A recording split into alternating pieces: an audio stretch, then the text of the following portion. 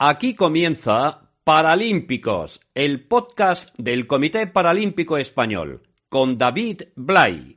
Si alguien pensaba que el verano iba a traer tranquilidad en el mundo paralímpico, se equivoca y es una gran noticia. Primero porque siempre hay cosas que contar con respecto al deporte con discapacidad y segundo, y lo más importante, porque en estas fechas se disputan competiciones fundamentales, no solo para las clasificaciones de cara a los campeonatos de Europa o del mundo, sino también porque empiezan a poner sobre la mesa nombres que ya son fundamentales y que lo van a ser todavía más en el futuro. Bienvenidos, bienvenidas a este podcast oficial del Comité Paralímpico Español, que como nuestros y nuestras atletas no descansa en fechas estivales y que en el momento adecuado donde nos podemos ir de vacaciones y escuchar con más tranquilidad qué es lo que ocurre en nuestro entorno, se convierte seguro en una compañía magnífica para hacernos pensar e inspirarnos de cara a lo que vendrá a partir del mes de septiembre. Comenzamos con las muchísimas cosas que hay que contar y que han ocurrido en este julio del año 2025.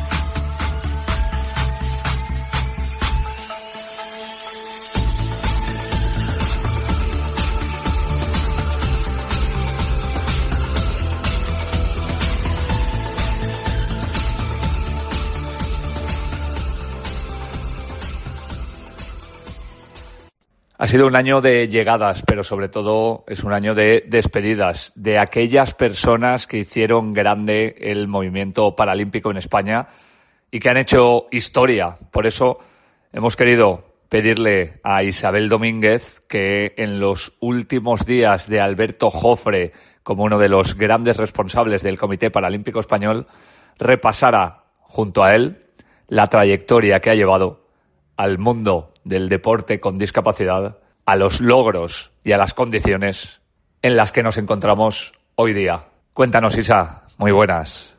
Muy buenas, David. Efectivamente, como dices, el Comité Paralímpico Español está atravesando una época de cambios. Hace apenas 8 meses se produjo la sucesión en la presidencia y ahora ha llegado el turno a la dirección general. Francisco Botía sustituye a Alberto Jofre, que cierra así 30 años al frente de la entidad. Nacido en Madrid en 1959, Jofre inició a muy corta edad su relación con el deporte paralímpico.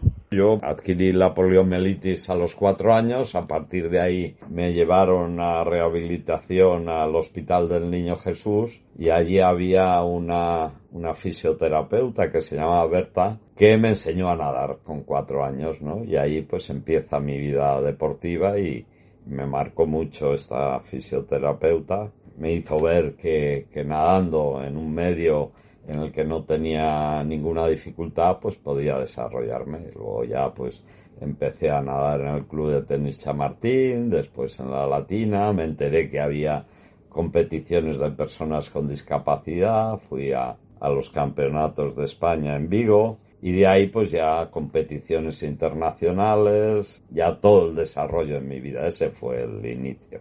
Tras ganar 4 medallas en Nueva York 1984, Alberto colgó el bañador y se pasó a la gestión con la puesta en marcha del negociado de deportes de la ONCE. También dirigió la división de paralímpicos dentro del comité organizador de los Juegos de Barcelona 1992 y fue una pieza clave en la fundación del Comité Paralímpico Español. Se veía después de los Juegos de Barcelona 92 que era necesario el constituir el Comité Paralímpico Español. Estaban las federaciones de una forma pues separadas cada uno. Internacionalmente se constituyó el Comité Paralímpico Internacional y a partir de ahí pues se tomó la decisión de que había que crear ese órgano de unión, ese nexo de unión entre las federaciones y ser el mayor órgano de representación del deporte de discapacitados en España. Estaba ahí dispuesto, venía de los Juegos de Barcelona, había sido el director general adjunto de la división de paralímpicos y creyeron, bueno, pues que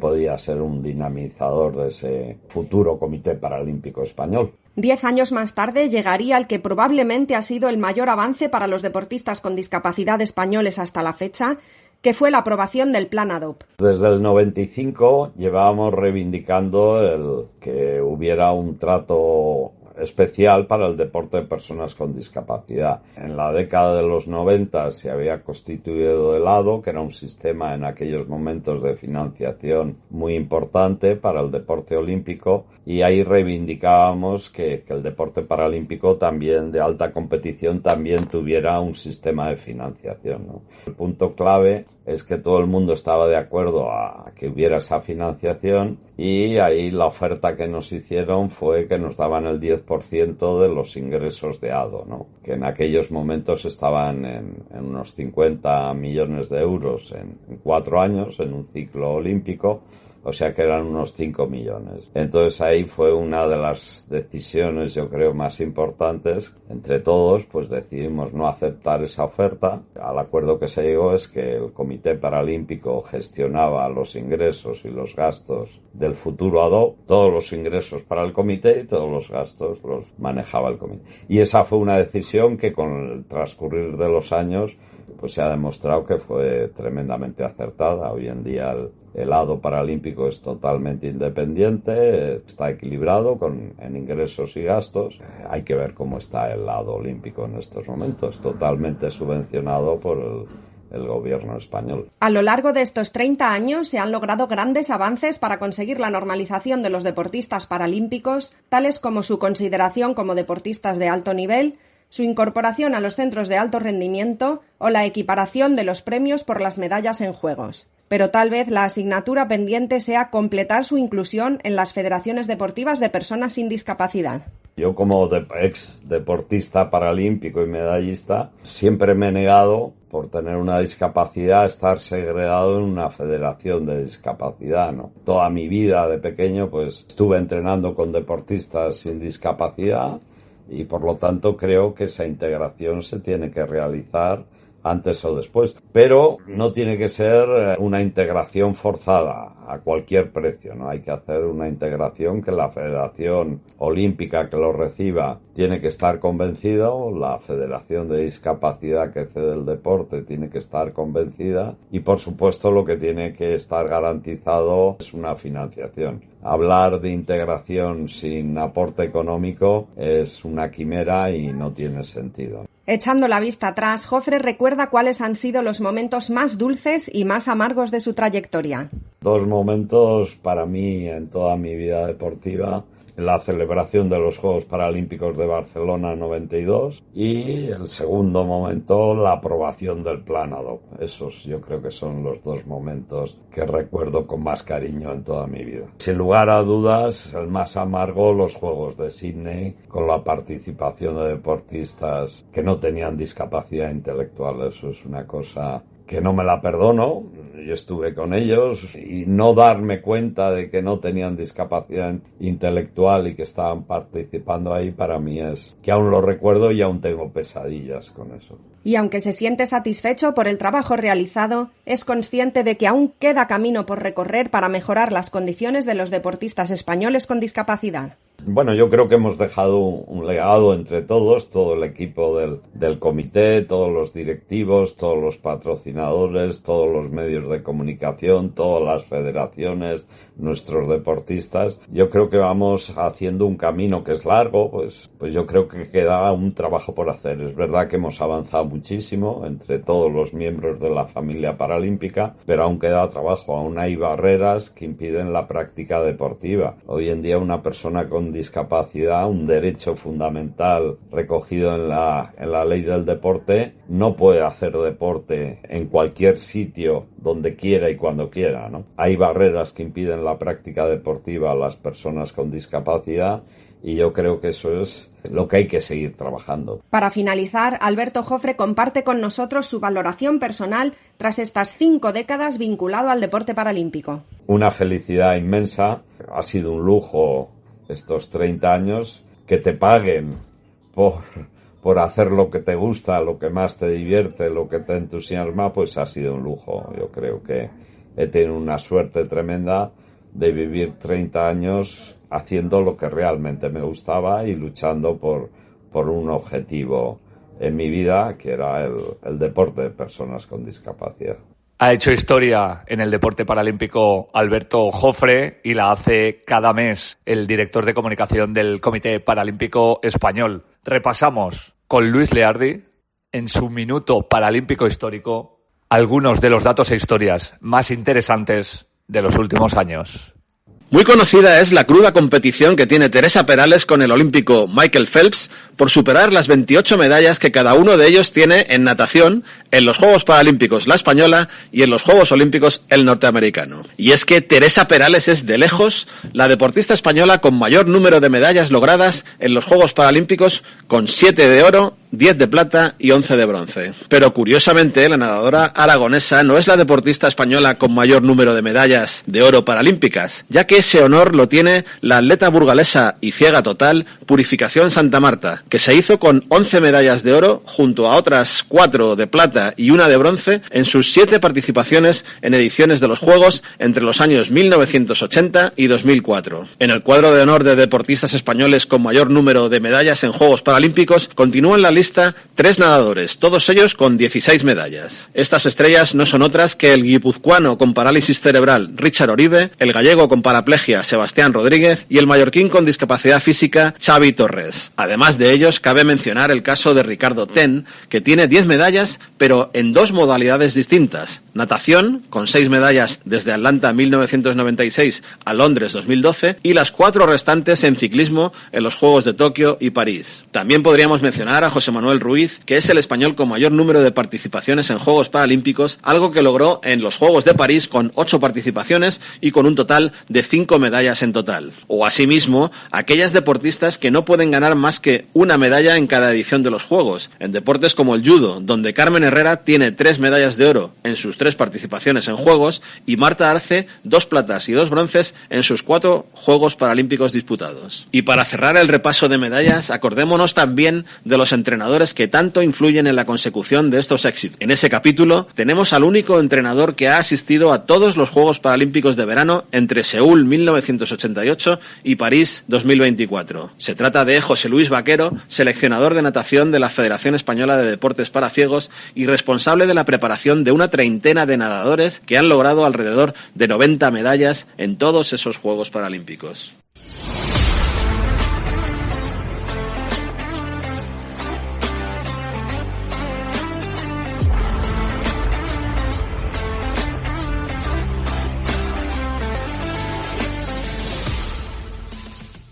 Lleva un año intenso desde el Departamento de Comunicación del Comité Paralímpico Español Álvaro Gavilán, después de estar presente en los Juegos de París. Ha viajado también a una competición que ha tenido lugar durante este mes de julio y que ha puesto en valor a muchos y muchas de los atletas, bien sean jóvenes promesas o bien sean realidades del deporte paralímpico nacional. Así que hoy, en lugar de preguntarle por un deporte en concreto, le preguntamos por muchos y ubicados en una ciudad en la que se han disputado estos Juegos Europeos. Cuéntanos, Álvaro, ¿cómo estás? Muy buenas. Hola David, ¿cómo estás? Encantado de saludarte en este veranito tan caluroso que estamos teniendo aquí ya en Madrid, pero recién llegado de Turquía, porque hoy no te hablo de un deporte en concreto, sino que hablamos de los Juegos Europeos de la Juventud, por supuesto, de deporte paralímpico. Y es que desde el pasado 21 de julio, una delegación de más de 120 personas, entre deportistas, entrenadores, servicio médico o fisioterapeutas o personal del CPE, se desplazó a Turquía para disputar estos EPIG, como así llamamos, por sus siglas en inglés. En concreto, hablamos de 67 deportistas españoles y 4 guías o deportistas de apoyo. Hay que destacar que 23 de ellos forman parte de algún equipo de promesas paralímpicas o han comenzado a hacer deporte gracias al programa de relevo paralímpico. Y los nuestros no lo tenían nada fácil, porque en esta ocasión más de 700 deportistas llegados de 31 países de toda Europa participaban en 9 disciplinas distintas. Hablamos de atletismo, natación, bocha, golbal, taekwondo, judo, tenis de mesa, baloncesto en silla de ruedas o tiro con arco. Y los deportistas españoles, David, no defraudaron, pues 53 medallas se vienen para casa. El atletismo es uno de los deportes que más éxitos da siempre al deporte paralímpico español, y en este caso no podía ser menos. 30 metales se han venido con nosotros, y yo he querido hablar con Diego Ruiz, que ha conseguido 2 oros y un bronce, para que nos contara sus sensaciones en estos EPIs. He conseguido 2 oros en el 100 y en el 400 metros. De la marca del 100 ha sido muy buena marca para tal y como ha ido esta temporada, estoy muy contento. Y de 400, pues bueno, me podría decir que ha sido, creo que la mejor marca de la temporada, tengo que confirmarlo, pero creo que sí.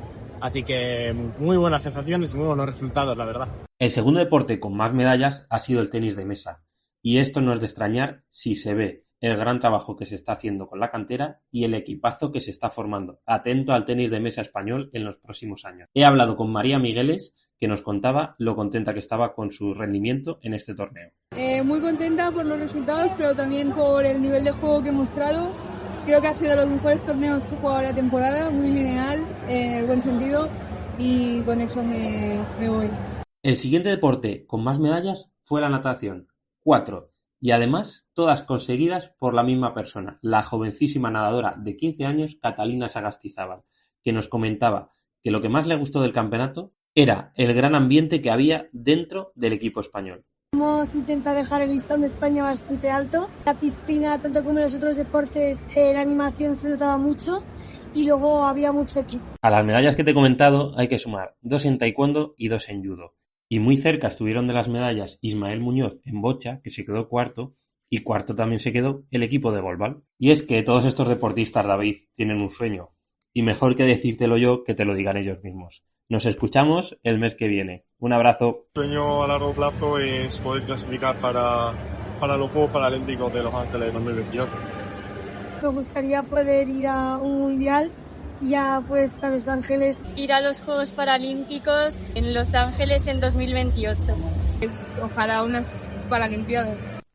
Muchos y muchas de las deportistas que nos contaba Álvaro que han participado en estos Juegos fueron, antes de llegar a la profesionalización, amateurs y, por lo tanto, en días como estos de mucho calor, incluso en el norte de España, tuvieron que entrenarse y tuvieron que conocer cómo optimizar las condiciones en las que lo hacían, teniendo en cuenta sus diferentes discapacidades. Por eso hemos querido pedirle a la doctora Amaya Bilbao, desde el equipo médico del Comité Paralímpico Español, que para el resto del verano nos pueda dar unas claves para entrenarse con seguridad para todos aquellos y todas aquellas personas con discapacidad que quieren seguir haciendo deporte con altas temperaturas. Hoy vamos a hablar de cómo hacer deporte con calor de manera saludable sin que suponga un problema. Estos meses de verano en los que la temperatura y la humedad relativa aumentan, es conveniente tener en cuenta varios aspectos a la hora de hacer actividad física, entrenar o incluso competir. Empezamos teniendo en cuenta los mecanismos que el organismo tiene para eliminar el calor. El principal sería el sudor y la respiración mediante la evaporación de agua. El segundo, calor que elimina la piel en contacto con el aire o el agua. Y el tercero sería por radiación, convección. El cuerpo pierde calor emitiendo energía radiante cuando los objetos o personas que le rodean están a una temperatura más baja que la temperatura de la piel. De todos estos mecanismos, como decíamos, el más potente es la evaporación del agua, ¿no?, a través del sudor, ya que puede incluso llegar a suponer el 80% de la pérdida total del calor durante ejercicio físico. Por cada litro de sudor que se evapora, se pierden 580 kilocalorías y deportistas de élite pueden llegar a producir hasta 3,5 litros por hora de ejercicio físico. ¿Qué sucede durante un ejercicio físico de más de 30 minutos en ambiente caluroso? La temperatura del cuerpo comienza a aumentar, empezamos a sudar, aumenta la cantidad de aire húmedo que se expulsa por los pulmones y se envía parte de la sangre hacia la piel para que se refrigere mediante este mecanismo de conducción-convección que hablábamos también. Pero esto hace que haya menos sangre disponible para músculos que intervienen activamente durante el ejercicio físico. Para compensar esto, nuestro corazón aumenta la frecuencia cardíaca y disminuye la cantidad de sangre que va a otros órganos y músculos que no intervienen en el ejercicio físico. La consecuencia más grande que puede producir cuando el organismo está muy deshidratado, que es ya una pérdida de más del 4 o 5% del peso, es un golpe de calor. Durante ejercicio en agua, en la piscina, el principal mecanismo de pérdida de calor es por conducción-convección. Es esa transmisión de nuestro calor a través de la piel hacia el agua. Capacidad para eliminar este calor del organismo depende de 4 factores ambientales. Uno sería el sol, el segundo segundo sería la temperatura del ambiente, del aire. El tercero, la humedad relativa del aire. Y el cuarto, el viento. El cuerpo eliminará por sí solo más calor cuando tengamos más viento, cuando haya menos sol, cuando haya menor temperatura del ambiente y cuando haya una menor humedad relativa. Por lo tanto, es más difícil eliminar el calor cuanto más sol tengamos, una temperatura ambiental más alta, una humedad relativa mayor y menos viento haya. ¿Y cómo podemos atenuar estos efectos negativos de hacer ejercicio físico en ambiente caluroso? Bueno, pues de 4 formas. La primera, una buena dieta y una buena hidratación. Hay que beber antes de tener sed. Cuando tenemos sed ya es un síntoma de alarma de deshidratación en nuestro organismo. Hay que empezar la actividad física estando bien hidratado. Si el ejercicio físico va a durar más de 1 hora, es importante también ingerir algo de hidratos de carbono antes de empezarlo. Durante el ejercicio siempre hay que ir administrando algo de líquido a nuestro organismo y después es súper importante, es el momento en el que hay que reponer con una dieta adecuada y comida fresca los hidratos de carbono, las proteínas que hay y el líquido que hayamos podido perder durante nuestro entrenamiento. Es importante, un segundo punto, intentar hacer una buena aclimatación. El objetivo es permitir mejorar esos mecanismos de refrigeración que tiene el organismo para ir soportando mejor el estrés térmico. La aclimatación puede ser que no intentemos hacer el entrenamiento que tenemos previsto si fuera hace casi 40 grados a la sombra. Quizá esa semana que estamos en ola de calor sea el momento de hacer una aclimatación de una forma un poco más progresiva y no pretender hacer el entrenamiento previsto en otras condiciones. Entramos en el caso un poco más particular de deportistas que uséis prótesis, que vais en silla por lesión medular. Tenéis un problema que siempre está, digamos, durante todo el año, pero en estos ambientes calurosos pues más, y es el sudor en la zona del muñón, en la prótesis, zonas que están ahí en contacto con la silla, con el cojín antiescaras, en la zona lumbar. Ahí se va pues acumulando, ¿no?, el sudor en la ropa deportiva. De todo esto lo que puede favorecer es que aparezcan lesiones en la piel. Para esto conviene cuidar el material de los encajes, secar bien la prótesis y el muñón después de haber hecho el ejercicio, hidratar bien la piel del muñón como un hábito. En la silla se debe prevenir pues cuidando el tipo de ropa que se utiliza, que toda la zona del cojín, la zona de la silla luego quede lo más seca posible después de haber hecho el ejercicio. Concretamente, deportistas en silla, debéis tener especial cuidado en estos meses porque dependiendo del nivel de lesión medular que tengáis, se pierde la capacidad de sentir frío o calor por debajo de dicho nivel de medular. También se pierde la capacidad de sudar, pues porque se ven afectadas también las glándulas sudoríparas. Y esto os puede llevar a tener un mayor riesgo de que sufráis un golpe de calor.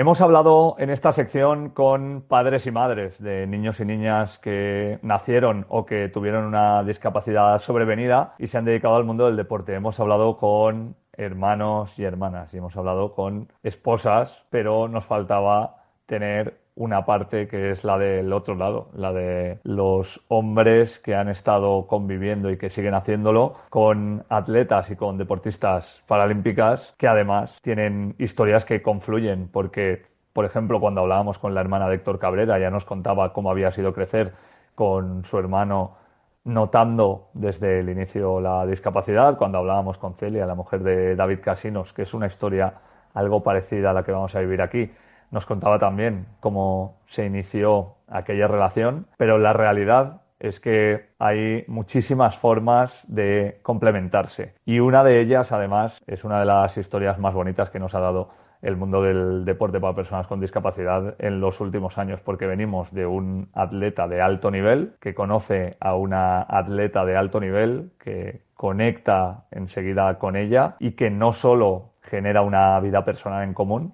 sino que genera una vida profesional en común que además les ha llevado a tener muchísimos éxitos. Y por eso teníamos ganas, y esto no es común porque precisamente es su pareja quien más entrevistas realiza habitualmente, de hablar con Ángel Salamanca, que yo no sé, entiendo que no se molesta, pero claro, al ser conocido como el marido de Eva Moral, esto es como cuando estás al lado de alguien famoso y prácticamente todo el mundo te dice, pues tú eres el hijo de, o tú eres la madre de. Queremos ponerle nombre a él también. Ángel, ¿cómo estás? Bienvenido, muy buenas. Hola, muchas gracias. Bueno, marido de, a mí, vamos, encantado de que me conozcan como el marido de Eva Moral. Primero porque mi personalidad es un poco más introvertida, me gusta un poco menos el foco mediático, así que no te creas que me disgusta, al revés. Bueno, yo quería también poner en valor, porque Ángel ha ayudado a Eva en muchos aspectos, hablábamos del aspecto personal, pero por supuesto del aspecto profesional, pero hay que dar una vuelta anterior hasta el Ángel que se encuentra a Eva y la Eva que se encuentra al Ángel por primera vez, que ya es un deportista consolidado, que ya es una persona que en el mundo del triatlón y de la natación ha tenido muchísima trayectoria, que ha ayudado a muchísima gente, que estaba en un estado de madurez muy grande, más allá de lo que luego ocurrió con esa confluencia personal y profesional. Muchas veces se habla de Eva y muchas veces se habla del trabajo que has hecho con Eva, pero me gustaría poner en antecedentes, Ángel, a la gente de dónde venías, que ya llevabas mucho tiempo y además con muchos éxitos personales. La verdad que se puede definir como que mi vida ha sido el deporte de élite. Primero con la natación, desde los 14-15 años ya estaba compitiendo al máximo nivel, 18 años ya era internacional, pues la vida da cambio, siempre me ha gustado montar en bici y corríamos a principio de temporada en natación, no se me daba mal y bueno, un empujón de una compañera de allí del club y al final pues mira, empecé con el triatlón y creo que casi ha sido más prodigioso, o sea, más importante mi carrera deportiva en triatlón que en natación. Llega un momento en el que de repente tú vas a un campeonato en Yokohama, que además Japón es un país muy significativo para vosotros, conoces a Eva, conectáis muy rápido, empieza a haber una confluencia personal y luego hay una confluencia profesional, pero yo no sé si empieza por lo personal y sigue por lo profesional o se mezcla junto. ¿Cómo son esos primeros momentos en los que por una parte conectáis, pero por otra parte yo no sé si ya se os pasa por la cabeza, ostras, que nos podemos complementar profesionalmente? En 2018 yo comienzo a ser guía de un deportista y en una prueba, en un ascensor, rápido y corriendo, y luego ya, en verdad, sí que la conocí en Yokohama. Primero lo personal y luego lo profesional. Yo no quise saber nada de lo que hacía, lo que no hacía, pero bueno, siempre al final en casa pues ella veía lo que hacía y le gustaba. Empezamos un poco ayudándola en natación, quizás es donde yo mejor me desenvuelvo y más la podía ayudar, además que compartíamos horarios de entrenamiento en la piscina. Después de los Juegos de Tokio quería un cambio, allí consiguió medalla de bronce con su antiguo entrenador. Yo estaba con la parte de natación y el otro chico con la parte de ciclismo y carrera, con Javier Gutiérrez. Él fue el que puso la piedra de todo esto y el que me enseñó a mí muchas cosas y hemos seguido un poco haciendo lo que él nos dijo y luego ya pues ampliando conocimientos y buscando nuevas cosas porque bueno, esto avanza y todo el mundo mejora, pero nunca mezclamos las dos cosas. Tenemos la parte personal y la parte profesional, pero cuando estamos en la parte profesional la parte personal no entra. Cuando estoy fuera de la piscina o estoy con los cronos o lo que demás, no soy Cari, soy Ángel y ahí soy bastante estricto con eso. ¿Cómo os cambia cuando empezáis a trabajar juntos? Cuando veis que además los resultados llegan, cuando llegáis a casa y estáis satisfechos o cuando llegáis a casa y no lo estáis, ¿cómo cambia de lo que era esa primera convivencia simplemente personal a esa convivencia en la que os juntáis? Porque al final hay una serie de cosas que afectan en el día a día, como estábamos hablando, pero también hay unos objetivos que vosotros os ponéis, que no dependen al 100% de vosotros, pero que sí que tienen una confluencia muy grande. Te quiero preguntar por cómo llegáis a casa después de un éxito y cómo llegáis a casa después de no haber conseguido algo que creíais que podíais haber realizado. Es muy fácil porque los dos somos súper inconformistas. Si alguna vez hemos hecho un gran resultado, ninguna de las veces, al volver de Tokio, me acuerdo que la conversación con Eva fue, ostras, yo creo que podemos ganar. No fue, ¡buah, qué bien lo hemos hecho, qué bien ha salido! No fue como, nos vale, pero viendo cómo hemos hecho las cosas y eso, creo que se puede ganar. Y cuando han salido las cosas mal, es lo mismo. Si esto lo cambiamos, esto aquí, pues podemos mejorar mucho y ir hacia adelante. ¿Cómo os cambia, hablabas de Tokio, la decisión de ser padre? Y además, yo creo que es una forma muy bonita de explicar que en el momento álgido de tu carrera, que también seguramente sea el momento álgido físico para ser madre, os decidís por convertiros los dos en padre y madre. Los dos somos muy cuadriculados, bastante meticulosos. La pandemia nos fastidió bastante los planes. Yo creo que lo que ha hecho Eva del posparto a los juegos es una locura. Es impensable. Llega un momento en el que los dos no queríamos tener un niño o una niña lo antes posible. ¿Y qué era lo mejor? Pues juegos y al lío, porque si no, luego el periodo de recuperación iba a ser muy difícil. Nosotros no nos imaginábamos que iba a ser tan complicado. O sea, en ningún momento pensábamos tampoco que porque Carmen naciera iba a perjudicar en que Eva no podría volver a recuperar su nivel. Esa es la verdad. Luego, pues todo fue mucho, mucho más complejo y más lento de lo que pensábamos. La recuperación es mucho menor en tiempo por ese Tokio 2021, París 2024 y además por todas las circunstancias que hay que superar durante esos años para clasificarse y para volver a estar al nivel pues de un europeo, de un mundial como disputáis vosotros. Se ha hecho, se hizo y se hizo a muy buen nivel, pero ¿consideráis que es una locura lo que habéis hecho ahora que ya ha pasado? Vamos, es un éxito total. Es verdad que fue un cuarto puesto, 7 segundos de un bronce. La cantidad o la posibilidad de entrenar de Eva hasta 2024 fue muy, muy, muy poca. 2021, un año de embarazo, Eva siguió entrenando hasta 2 días antes de que nazca Carmen. Luego, es lo peor porque son meses y meses hasta la recuperación. Encima tuvimos complicaciones, Eva tuvo que parar de nuevo. Hay que recordar que Eva va en silla y bueno, pues hay cosas que son algo más lentas de volver a ser. Fue complicado. Luego, otra cosa que has dicho tú muy importante, el tema de que,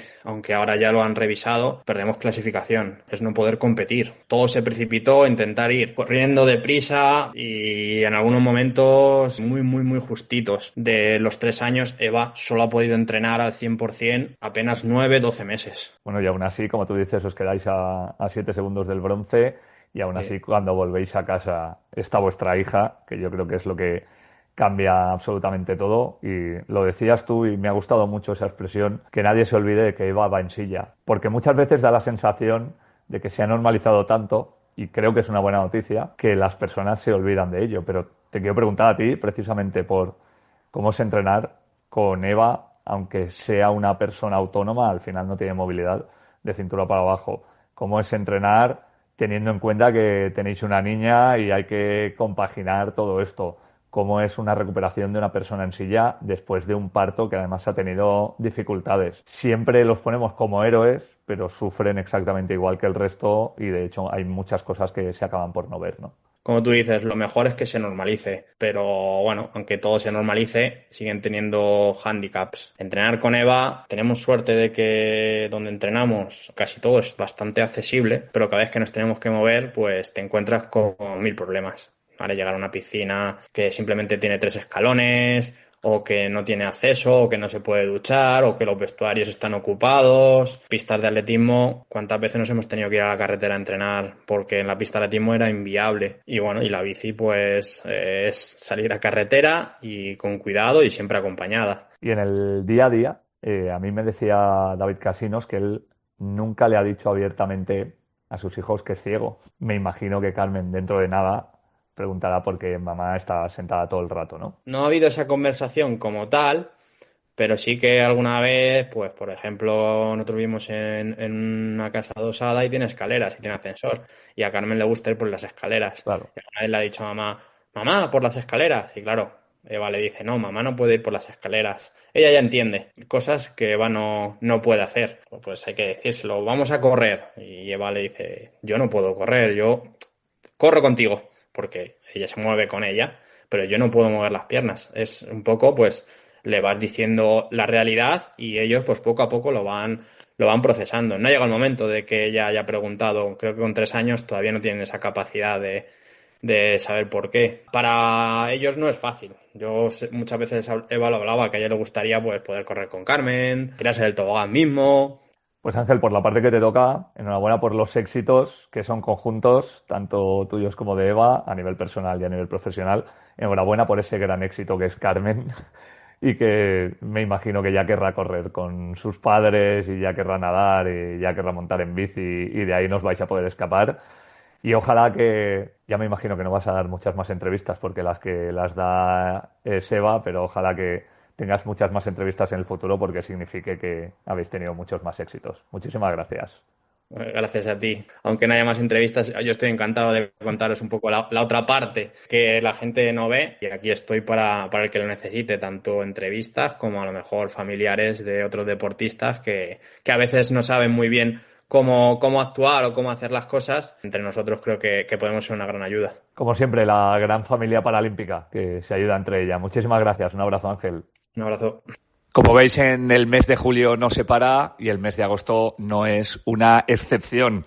Ya trabajamos para contaros todo lo que va a ocurrir durante los próximos 30 días en el Comité Paralímpico Español y en las competiciones que tengan lugar en los próximos tiempos. Así que si os vais de vacaciones, enhorabuena, seguro que os las habéis ganado. Si volvéis de vacaciones, enhorabuena por haberlas disfrutado, pero en cualquier caso, sabed que siempre vamos a estar ahí para inspiraros y para contaros lo que ocurre en el mundo del deporte con discapacidad en España.